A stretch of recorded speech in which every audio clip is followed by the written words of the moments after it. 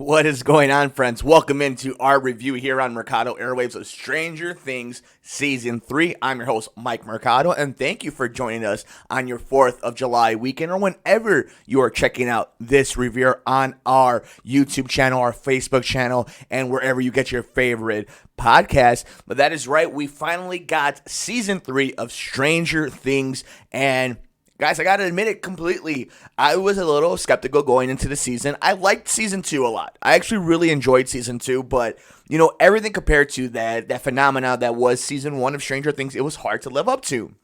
And seeing the expansion of this universe, and they really went to explore the relationships with these characters in Season 2, and it's kind of nice that they really doubled down on that in Season 3, but in a really good way, and we get right into it. Like I said, this is probably my favorite season of Stranger Things. It's really crazy to say because I love Season 1, and I know it's going to be divisive in this sense, right? People are kind of ready to always be very critical with big shows like this. But I think Season 3 of Stranger Things, its biggest strength is the fact that it doesn't lose sight of what it is. And what made this show really special and what kind of drove the new phenomena beyond what Stranger Things was for nostalgia and pop culture, but with also the kids, the group, the growing up, that kind of innocence being brought into all these different types of movies, from the X-Men to horror movies, all over the place, right? It really doubled down on the Losers Club because of Stranger Things. So this is about the kids. This is about the relationships. And it seems like the world was brought into this movie, into Hawkins, Indiana, for these characters, and the roster is so strong. I mean, you have Hopper and Joyce, and obviously the kids, and Billy being the new bad guy in this one, and the new character Robin. They all were so strong in this season. The actors and actresses who portrayed these characters that, are now living on in television history, who have made such a big impact. And it's interesting, too, because while it is about the relationships, we have seen them evolve and mature and head into different directions.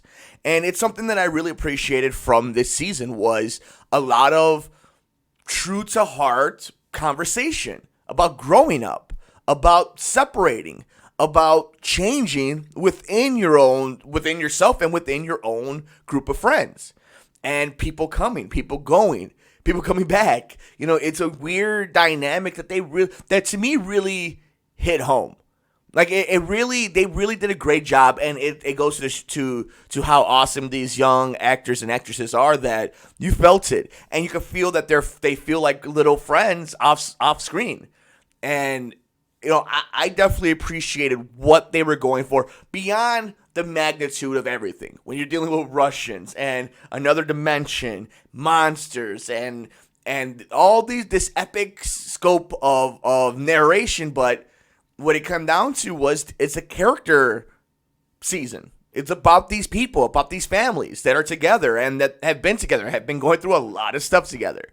And I loved it. And I love that while it leans heavy on like the 80s aesthetic and it's about nostalgia, it's not the same like, let's say, Season 1 was. It was all about, hey, remember the 70s? Remember all the cool stuff that is now popular in IP? This one was more, was where the characters were set in this time, but this time wasn't defining the characters. They have really cool little homages to a bunch of different stuff, but I definitely didn't feel like they were leaning onto that's what they wanted to do. And it's one of those cool things that they didn't feel like they were trapped in that box. That a lot of shows, a lot of movies, a lot of different IPs get stuck into, is like not being able to grow. So I guess my one criticism of this season was it is paint by numbers. There isn't much growth within the lore of these characters. Is pretty much just a remnant, a leftover of the last season. But it's not about the Demogorgon or about the other side. All that is kind of the filler of it. It's everything else around the series that's special, that people are probably going to learn over time, that made it such a phenomenon, that it was that emotion that these actors and actresses brought in and made us feel, and that we connected with because we were able to identify with some of these life lessons. And I think season 3 was the most real of that, was the most real of life lessons. And I really, really appreciated that about this season. And I'm excited to see what's going to happen with if there's a season 4. So at this point, if you're this far into the review, thank you so much for joining us on Mercado Airwaves on a Good Brothers review of Stranger Things Season 3.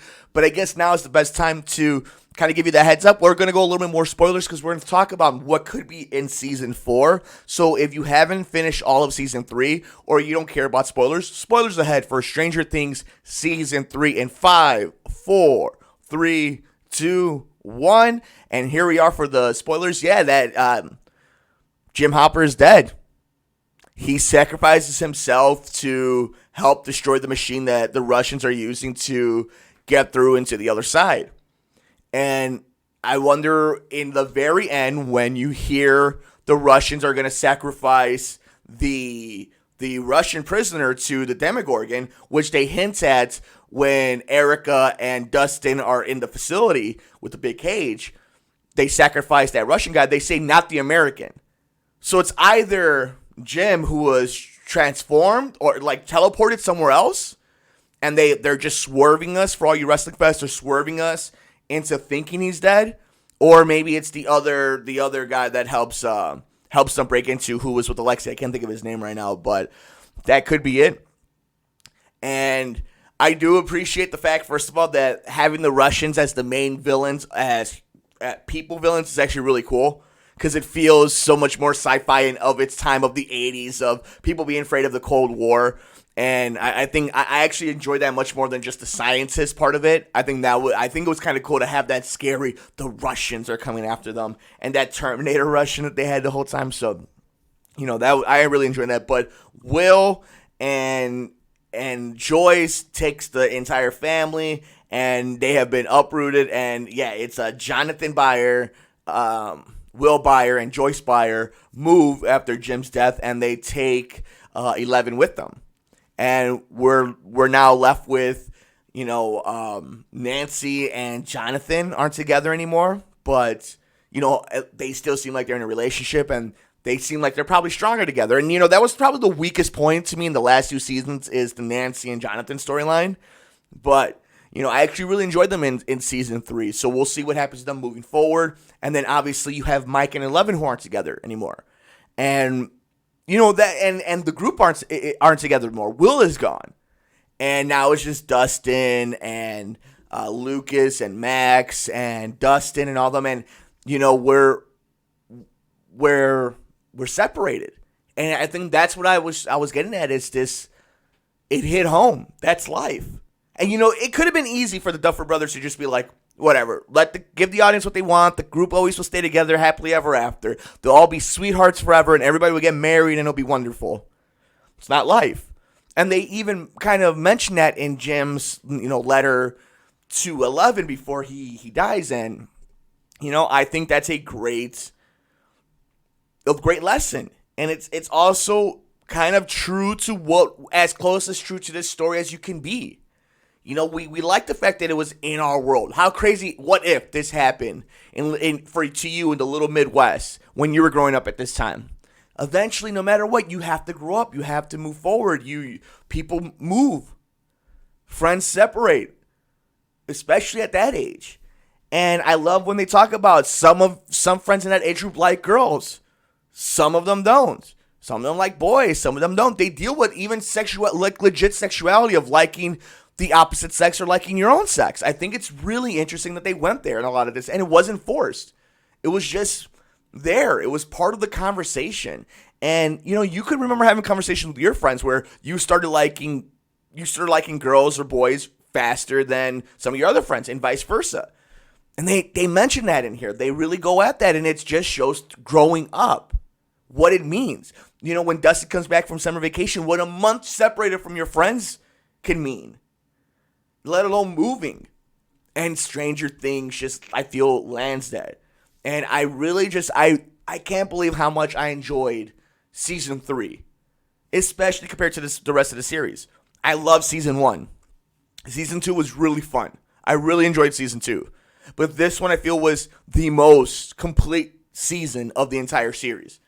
And I don't know if there's going to be a season 4. Netflix has this bad reputation of canceling shows after season 3 when production gets too expensive, contracts get too expensive with these actors and actresses.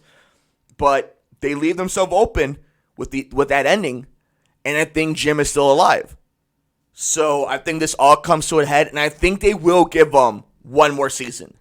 I think they'll try to go all in, try to get as many more subscriptions or resubscribers as they can for season 4. Maybe you release it around Christmas next year, or within that window of a Christmas release. You've already done 4th of July. You've done Halloween, and I can't remember when season 1 was, but now you take one more holiday and you call call a spade, and you take over and you make your own traditions. And that's why I really enjoyed it too, is it felt part of it. I love that it was only 8 episodes too. Flew by.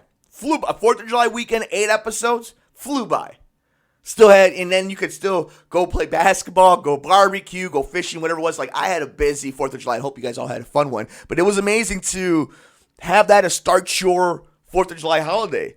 So brilliant release by Netflix and everybody around Stranger Things and that entire staff. But kudos to that writing and more than anything, just the performances. I don't know how successful this show is without the awesome young actors and actresses that have just killed it. And then season 3, I think they just brought it all together. But one of my favorite seasons, and I'm super excited. And I want to know what you guys think of Stranger Things Season 3. Let us know wherever you get your favorite podcast. Leave us a comment down below, whether it's on YouTube or on Stitcher, Podbean, Apple iTunes, wherever you might get it. And let us know what you guys thought of Stranger Things Season 3. Make sure you guys are following us all over social media as well, right over here in this beautiful spot right here. Let us know, what did you think moving forward for this series? Where are the characters going to go? Where does this come to a conclusion? Will there be a Season 4 of Stranger Things? Let us all know what you guys believe. But that'll do it for us on our review of Stranger Things Season 3 here on Mercado Airwaves. I'm the good brother Mike Mercado. We'll see you next time here on Mercado Airwaves.